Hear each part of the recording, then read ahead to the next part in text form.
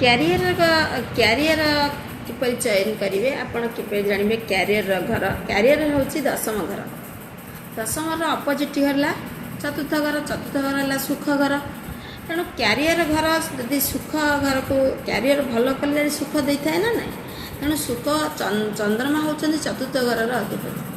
ତେଣୁ ମ୍ୟାକ୍ସିମମ୍ ଲୋକଙ୍କର କ୍ୟାରିୟରଟା ଚନ୍ଦ୍ରମା ଘରରୁ ଜଣାପଡ଼ିଥାଏ ଏବଂ ଚନ୍ଦ୍ରମା ଯେଉଁଠି ଥାଆନ୍ତି ତାଙ୍କର କ୍ୟାରିୟର ଜଣାପଡ଼ିଥାଏ। ଏବଂ ସ୍ପେଡ୍ କିଏ କରିଥାନ୍ତି? ରବି ଗ୍ରହ ସ୍ପେଡ୍ କରିଥାନ୍ତି। କେତେ ଭଲ କରିବା ଆମେ ରବିଙ୍କ ଠାରୁ ଜଣାପଡ଼େ। ଏବଂ ଶନି ହେଉଛନ୍ତି କର୍ମଦାତା ଏବଂ ଶନି ତାକୁ କେତେ ଦୂର ନେବେ ତା ମଧ୍ୟ ଆମେ ଶନିଙ୍କ ଦ୍ୱାରା ଜାଣିଥାଉ। ରବି ଚନ୍ଦ୍ର ଶନି ଦ୍ୱାରା ଆମେ କ୍ୟାରିୟରଟା କ'ଣ ହେବ ଜାଣିଥାଉ। ବିଶେଷତଃ ବହୁତ ଲୋକଙ୍କର ଚନ୍ଦ୍ର ଯେଉଁଠି ଥାଏ ତାହା ଦ୍ୱାରା କ୍ୟାରିୟର ମଧ୍ୟ ଜଣାପଡ଼େ।